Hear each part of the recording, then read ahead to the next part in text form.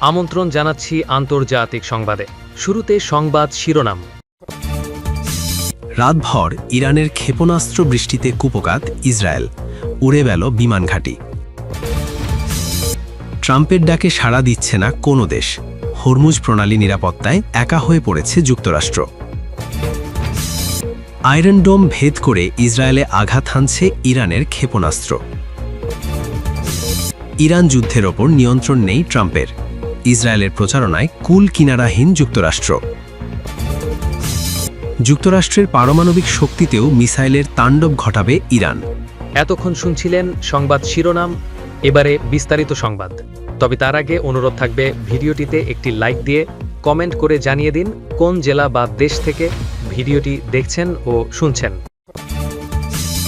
Israel ও যুক্তরাষ্ট্রের হামলার একের পর এক দাঁতভাঙা জবাব দিচ্ছে ইরান। যুদ্ধের ১৭তম দিনে এসেও বিন্দু পরিমাণ ছাড় দিচ্ছে না দেশটির নতুন খামেনি মোস্তফা আলী। এবার রাতভর ইসরায়েলি ও মার্কিন সামরিক লক্ষ্যবস্তুগুলোতে ক্ষেপণাস্ত্র বৃষ্টি ছুড়েছে তেহরান। গত ২৮ ফেব্রুয়ারি সর্বোচ্চ ধর্মীয় নেতা আয়াতুল্লাহ আলী খামেনিকে হত্যার পর থেকেই আরও বিধ্বংসী হয়ে উঠেছে ইরান।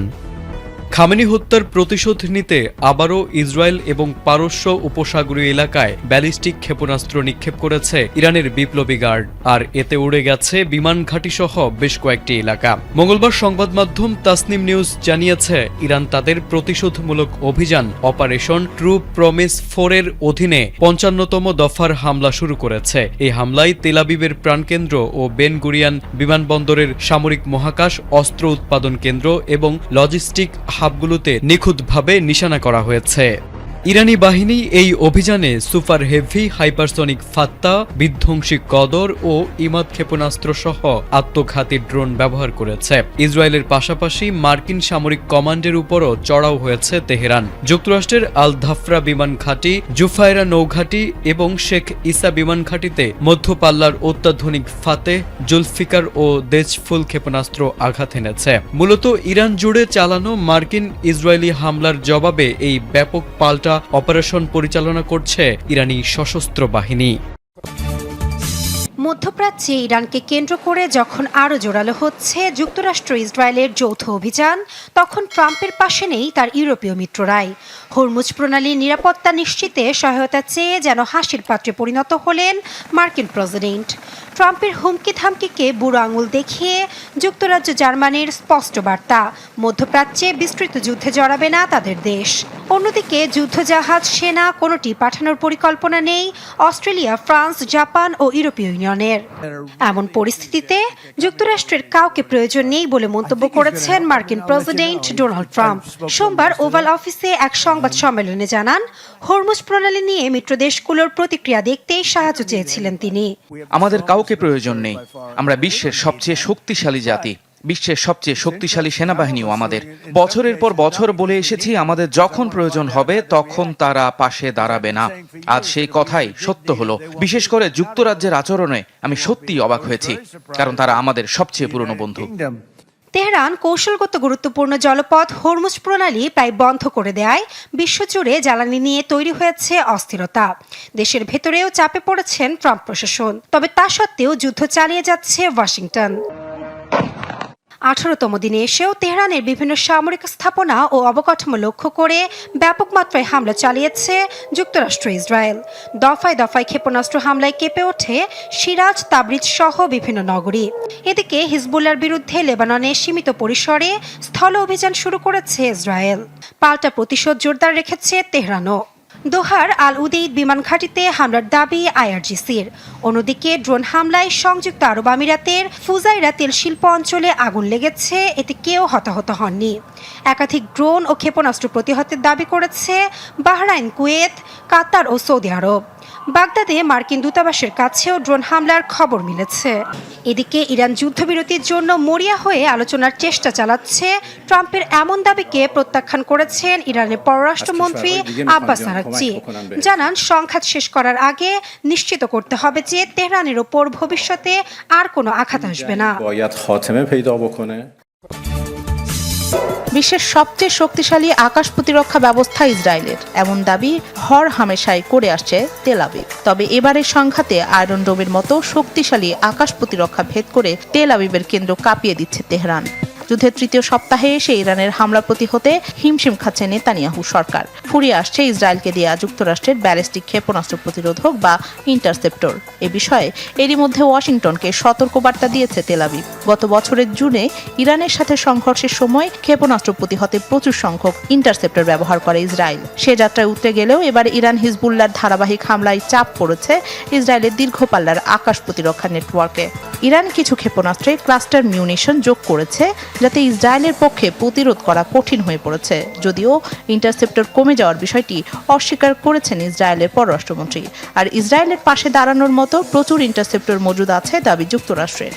ক্লাস্টার মিউনিশন হলো এমন অস্ত্র যা আকাশে বিস্ফোরিত হয়ে অনেকগুলো ছোট বোমা বা সাব মিউনিশনও ছড়িয়ে দেয়। এতে একটি ক্ষেপণাস্ত্র থেকে একসাথে অনেক ছোট বিস্ফোরক ছড়িয়ে পড়ে, ফলে এগুলো প্রতিহত বা ধ্বংস করা কঠিন হয়ে পড়ে।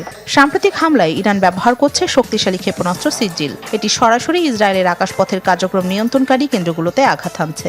এছাড়া নতুন দফার হামলাগুলোতে 2 টন ওজনের বিধ্বংসী ওয়ারহেড সমৃদ্ধ খোররামশার ক্ষেপণাস্ত্র ব্যবহার করছে ইরান। পাশাপাশি খাইবার শেখান, কদর ও ইমদাদের মতো ক্ষেপণাস্ত্র ছোড়া অব্যাহত রেখেছে দেশটি। যে যুদ্ধে যুক্তরাষ্ট্রের আসারই প্রয়োজন ছিল না, সেখানে এসে এখন নিজ দেশের গণ্যমান্য ব্যক্তিদের কাছেও তীব্রভাবে সমালোচিত হচ্ছেন মার্কিন প্রেসিডেন্ট ডোনাল্ড ট্রাম্প। যুক্তরাষ্ট্রের অনেক গণমাধ্যমও তার সমালোচনা করে চলেছে, আর তাতেই ভীষণ ক্ষেপে আছেন বিশ্বমোড়ল। ইসরায়েলের প্ররোচনায় ইরানের বিরুদ্ধে যুক্তরাষ্ট্র যুদ্ধে নেমে মধ্যপ্রাচ্যকে তীব্র সংকটের দিকে ঠেলে দিয়েছে বলে মন্তব্য করেছেন একজন জ্যেষ্ঠ মার্কিন সিনেটর। প্রেসিডেন্ট ডোনাল্ড ট্রাম্প এই যুদ্ধের ওপর নিয়ন্ত্রণ হারিয়েছেন বলে তিনি মন্তব্য করেন। সামাজিক যোগাযোগ মাধ্যম এক্সে ডেমোক্র্যাট সিনেটর ক্রিস মার্ফি ধারাবাহিক কয়েকটি পোস্টে এই বিষয়ে সতর্কবার্তা দিয়েছেন। ইতোমধ্যে এই যুদ্ধ পুরো অঞ্চলকে সহিংসতার এক ভয়ঙ্কর চক্রে নিক্ষেপ করেছে বলে তিনি যুক্তি দিয়েছেন। মার্ফির ভাষ্যমতে বিষয়টি এখন দিনের আলোর মতো স্পষ্ট যে ট্রাম্প এই যুদ্ধের ওপর সম্পূর্ণ নিয়ন্ত্রণ হারিয়ে ফেলেছেন। ইরানের প্রতিরক্ষা সক্ষমতা বিষয়ে তিনি মারাত্মক ভুল একটি ধারণা পোষণ করেছিলেন, আর তার ভুলের কারণেই পুরো মধ্যপ্রাচ্য অঞ্চল এখন জ্বলছে। তিনি আরও বলেন, প্রাথমিক সংকটটি হরমুজ প্রণালীকে কেন্দ্র করে তৈরি হয়েছে। এটি একটি সরু জলপথ যার মধ্য দিয়ে বিশ্বের মোট তেল ও গ্যাস সরবরাহের 20%-এরও বেশি পরিবাহিত হয়, যার কারণে এটি বিশ্বের অত্যন্ত গুরুত্বপূর্ণ একটি জলপথ। মার্ফি সতর্ক করে বলেন যে এই নৌপথটি বন্ধ করে দেওয়ার সক্ষমতার বিষয়ে ইরানকে ট্রাম্প অবমূল্যায়ন করেছেন। ট্রাম্প বিশ্বাস করেছিলেন যে ইরান হরমুজ প্রণালী বন্ধ করবে না, এটা তার ভুল ধারণা ছিল। আর এর ফলাফল হিসেবে এখন বিশ্ববাজারে তেলের দাম আকাশচুম্বী হওয়ার পথে। ইরানের মূলত অ্যাডভান্সড মিসাইল, ড্রোন, দ্রুতগামী অ্যাটাক বোট এবং সমুদ্রের নিচে মাইন স্থাপন এই জলপথটিকে সুরক্ষিত রাখা অত্যন্ত কঠিন করে তুলেছে। তিনি আরও বলেন যে এসব অস্ত্র নির্মূল করা অসম্ভব, কেননা এই অস্ত্রগুলোর সংখ্যায় অনেক বেশি এবং তা যেন লুকায়িত অবস্থায় সবখানে ছড়িয়ে ছিটিয়ে আছে। মার্ফির মতে হরমুজ প্রণালীর মধ্য দিয়ে তেলবাহী ট্যাঙ্কারগুলোকে পাহারা দিয়ে নিয়ে যেতে নিলেই মার্কিন নৌবাহিনী মারাত্মক ঝুঁকির মুখে ফেলবে। অ্যাডভান্সড মিসাইল, ড্রোন, দ্রুতগামী অ্যাটাক বোট এবং সমুদ্রের নিচে মাইন স্থাপন ছাড়াও আইআরজিসির নৌ সক্ষমতা ব্যবহার করে এই কৌশলগত জলপথটি অবরুদ্ধ করে রাখা হয়েছে, যার ফলে সারা বিশ্বে তেল সরবরাহ বিঘ্নিত হচ্ছে। এসব সমালোচনার তোয়াক্কা না করে ইরান যুদ্ধের কাভারেজ নিয়ে মার্কিন সংবাদ মাধ্যমগুলোর ওপর তীব্র ক্ষোভ প্রকাশ করেন ট্রাম্প। যেসব গণমাধ্যম অসত্য তথ্য ছড়াচ্ছে তাদের বিরুদ্ধে রাষ্ট্রদ্রোহের মামলা করার হুমকি দেন তিনি। ট্রুথ সোশ্যালে দেয়া পোস্টে ট্রাম্প মার্কিন গণমাধ্যমগুলোকে ইরানের মাধ্যমে চালিত হওয়ার অভিযোগ এনেছেন। তিনি দাবি করেন ইরান এআই ব্যবহার করে বিশ্বজুড়ে মিথ্যা তথ্য ছড়াচ্ছে। ট্রাম্পের এমন অবস্থা দেখে আসলেও বোঝা মুশকিল কি হতে চলেছে। নিজ দেশের এভাবে সমালোচিত হয়েও তার ভুল স্বীকার করার কোনো লক্ষণই নেই, উল্টো মার্কিন গণমাধ্যমকেও হুমকি ধমকি দিয়ে বেড়াচ্ছেন। যে যুদ্ধের ওপর তার আর নিয়ন্ত্রণ নেই, সেটাকে ঘিরে তার বড় গলায় সাফাই গাওয়া যেন থামছেই না। ইরানের ক্ষেপণাস্ত্রের রেঞ্জে কি চলে এসেছে যুক্তরাষ্ট্রের সর্ববৃহৎ বিমানবাহী রণতরী ইউএসএস জেরাল্ড আর ফোর্ড? লোহিত সাগরেই কি মার্কিন বিমানবাহী রণতরীটির জন্য মরণ ফাঁদ পেতেছে তেহরান? কারণ ইউএসএস জেরাল্ড ফোর্ডকে ঘিরে মধ্যপ্রাচ্যে যুক্তরাষ্ট্রের যত ধরনের কমান্ড সেন্টার রয়েছে সবগুলোকেই ধ্বংস করার হুমকি দিয়েছে ইরান। এই উত্তাপ কি প্রতিহত করতে পারবে মার্কিন সামরিক বাহিনী, নাকি এবারও লেজ গুটিয়ে পালাবে যুক্তরাষ্ট্রের বিমানবাহী রণতরীটি? ইরানের বিরুদ্ধে যুদ্ধে নিজেদের স্বার্থ আদায়ে এক প্রকার ব্যর্থ হয়েছে যুক্তরাষ্ট্র, কিন্তু ব্যর্থতার এই দায় এখনই স্বীকার করতে নারাজ মার্কিন প্রেসিডেন্ট ডোনাল্ড ট্রাম্প। ইরানের ক্ষেপণাস্ত্র হামলার মুখে যুক্তরাষ্ট্রের এত ক্ষয়ক্ষতির পরও তেহরানকে দমানোর ষড়যন্ত্র বন্ধ করেননি মার্কিন শাসক। তবে যুক্তরাষ্ট্রের কোনো সামরিক হুমকিকে যে তোয়াক্কাই করে না ইরান, তার সাক্ষী প্রতিনিয়তই দিয়ে চলেছে দেশটি।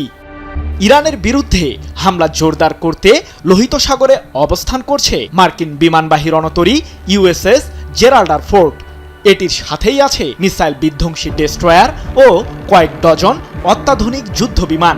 কিন্তু ইরানের ক্ষেপণাস্ত্রের হামলা থেকে যেন নিস্তার নেই যুক্তরাষ্ট্রের এই দানবীয় যুদ্ধজাহাজটির।